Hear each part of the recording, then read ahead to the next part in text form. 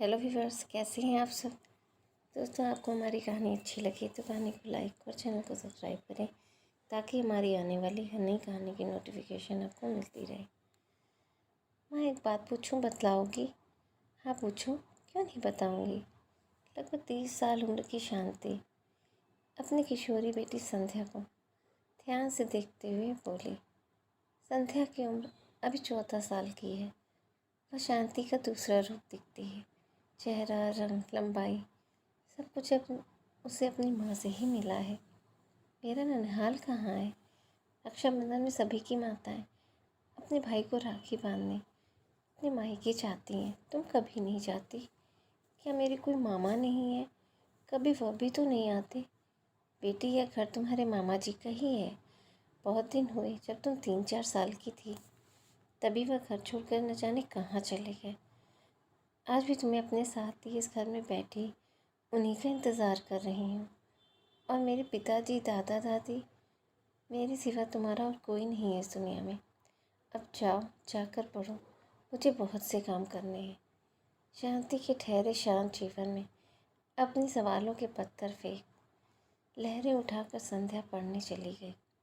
सब्जी की टोकरी चाकू लेकर सब्जी काटने बैठ गई। आलू छीलते छीलते वह तब के ख्यालों में खो गई जब उसे आलू छीलना काटना तक नहीं आता था। उसकी माँ और बाप दोनों अच्छी नौकरी करते थे। आज के 22-23 साल पहले मारुति कार उन लोगों ने लिया था। यह 2 मंजिला घर भी उन्हीं का बनाया हुआ है। माँ बाप की याद आते ही वह बिलख पड़ी थी। मारुति कार में ही बैठकर घर आते समय हुई एक दुर्घटना में दोनों ही साथ छोड़कर चले गए थे।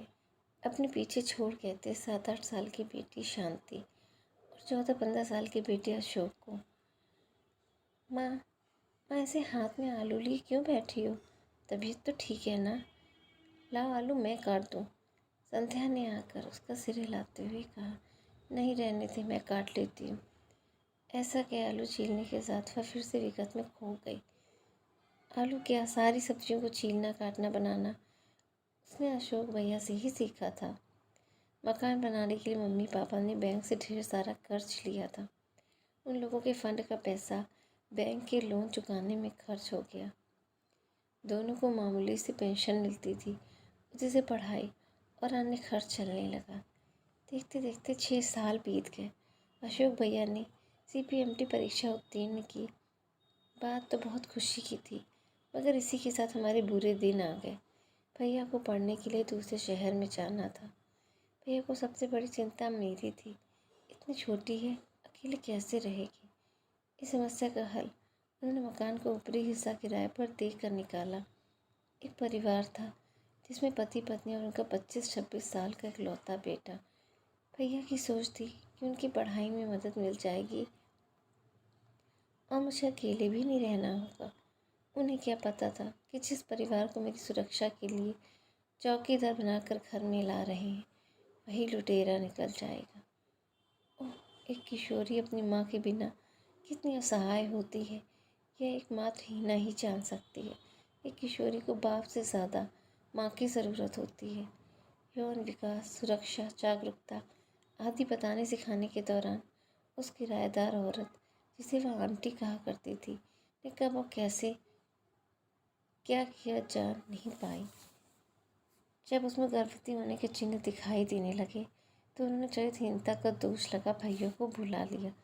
भैया बहुत गुस्से में आए थे, बार बार उस पापी का नाम पूछते और जान से मारने की धमकी देते। मगर जब मुझे कुछ पता होता तब तो बताती। मैं तो खुद हैरान थी कि मेरे साथ कब, कैसे, कहाँ और किसने यह कर दिया।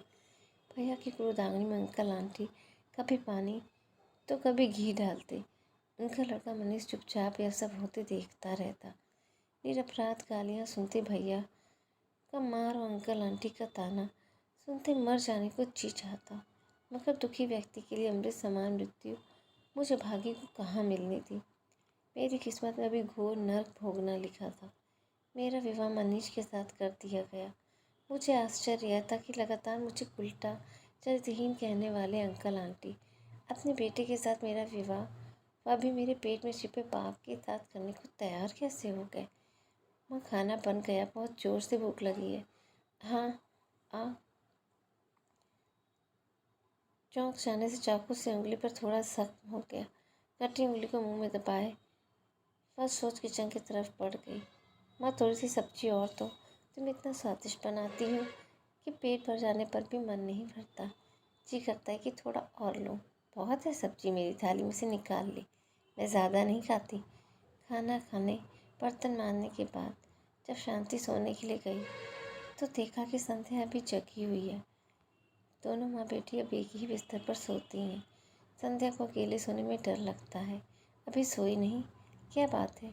शांति ने उसका माथा चूमते हुए पूछा। कल मुझे जिला कारागार जाना है। क्या कहा? जिला कारागार जाना है? क्यों जाओगी वहाँ? चौंक कर बोली। कल रक्षाबंधन है, स्कूल से सारी लड़कियाँ जा रही हैं। हमें उन कैदियों को राखी बांधना है जिनकी बहनें नहीं हैं या जिनकी बहनें राखी बांधने नहीं आती। यह बात बताकर संध्या तो सो गई, मगर शांति की नींद उड़ गई। वह दोबारा विगत में गोते लगाने लगी। विवाह मंदिर में हुआ। भैया ने अपने किसी भी परिचित को आमंत्रित नहीं किया। अंकल आंटी के द्वारा भी यही किया गया। कारण मेरा पाप, जिसके बारे में उसे कुछ नहीं पता था। उसके बाद भैया चले गए। 2 साल तक नहीं आए। यह 2 साल नारकीय जीवन था उसका। ताने सुनना और मार खाना तो रोज का क्रम हो गया था। जिस उम्र में लड़कियां हिरनी से कुलाचे भरती हैं, उस उम्र में वह अपनी बच्ची को पालते हुए सास ससुर के ताने सुनते हुए, उम्र में स्वयं से 10 साल से भी ज़्यादा उम्र के पति के लात हाथ से कुचली जा रही थी। एक रात्रि को संध्या की तबीयत बहुत ख़राब हो गई। रात के 12 बजे थे। मनीष अभी घर नहीं आया था। रात को 1:30-2 बजे नशे में धुत होकर घर आने की आदत हो गई थी उसकी। संध्या की तबीयत के बारे में बताने वह सास ससुर के पास गई थी। कमरे के दरवाजे पर पहुंच उसने जो सुना, उससे सुन उसकी रूह काँप गई। अपने नाकाबिल आवारा लड़के के विवाह और इस मकान को हथियाने की साजिश के तहत उसकी बलि चढ़ाया था इन तीनों ने। अपनी सास की बात से उसे उन अंधेरी रातों की याद आई जब उसके साथ वह सब हुआ। उसे नींद की गोली खिलाकर अपने बेटे के साथ लुटवाया था इस डायन ने, जिसके परिणाम स्वरूप भैया घर छोड़ गए। वह बर्बाद हुई और माँ बाप की निशानी यह घर दहेज के रूप में चला गया। उसे अभी भी याद है कि अगले दिन से जब उसने अपने तेवर बदले तो मारपीट और बढ़ गई। तीनों मारते थे लात घूंसों से। ऐसे ही में वह मनहूस रक्षाबंधन का दिन आया। उस दिन इतनी मार पड़ी थी कि वह आंगन में होश-हवास खोकर गिरी हुई थी। मनीष नशे में धुत अपने उस रात की मर्दानगी का बयान कर रहा था जिस दिन उसने पहली बार उसको लूटा था। थाएं थाएं करके 3 गोलियां चली। मनीष और उसके माँ बाप जमीन पर गिर पड़े थे। उसने मुश्किल से अपनी आँख खोल कर देखा था। उसके भैया ही खड़े थे। उनके हाथ में पिस्टल थी। पिस्टल फेंक कर वह आकर लिपट गए थे। 2 साल बाद वह मेरी भूल क्षमा कर राखी बंधवाने आए थे। न जाने कैसे मुख्य दरवाज़ा खुला रह गया था। मुझे मारना सन मनीष की बातें सुन क्रोध में आकर एक डॉक्टर की जगह हत्यारे बन गए थे। बाद में वही सब हुआ जो ऐसे मामले में होता है। भैया आज भी इसी जिला कारागार में उम्र कैद की सज़ा काट रहे हैं। जिस दिन जज ने सज़ा सुनाई थी उस दिन भैया से मिली थी। कैदी वाहन में बैठते समय भैया ने कहा था, शांति वादा करो कभी भी मुझसे मिलने के लिए नहीं आओगी। उसी वादे को आज 12 साल से निभाई जा रही थी। सुबह संध्या सलवार सूट पहनकर स्कूल जाने लगी तो शांति ने उसे छी भर के देखा। उसके जाने के बाद अपनी उस फोटो को निकाल कर देखने लगी जिसमें अपने भैया के साथ खड़ी थी। इस फोटो में वह आज की संध्या लग रही थी। माँ, माँ दरवाज़ा खोलो, मैं तुम्हारे लिए कारागार से उपहार लाई हूँ। खोलती हूँ, इतने ज़ोर से दरवाज़ा मत पीट। आती हूँ, फिर देखती हूँ कि कौन सा उपहार मिला है तुम्हें। अरे माँ जल्दी आओ ना, ये उपहार मेरे लिए भी और तुम्हारे लिए भी। अंदर आ, बाहर क्यों खड़ी है? और तुम तो खाली हाथों। दिखा तो क्या उपहार मिला है तुमको, जिसे तुम मेरा भी बता रही हो। यह रहा मारा तुम्हारा उपहार। मेरी मामा और तुम्हारे भैया, इनके अच्छे चाल चलन के लिए इन्हें समय से पहले रिहाई मिल गई। इन्होंने मुझे पहचाना, मैं तुम्हारी जैसी दिखती हूँ ना। उसने अपनी आंसू भरी आंखों से देखा। दरवाजे पर उसके अशोक भैया ही कारागार से मिला उपहार बन खड़े थे। दोस्तों कहानी आपको कैसी लगी कमेंट में ज़रूर बताइएगा। कहानी आपको पसंद आए तो कहानी को लाइक और चैनल को सब्सक्राइब करना बिल्कुल ना भूलें। दोस्तों ये इमोशनल कहानी लिखी है प्रेम नारायण तिवारी जी ने। Thank you.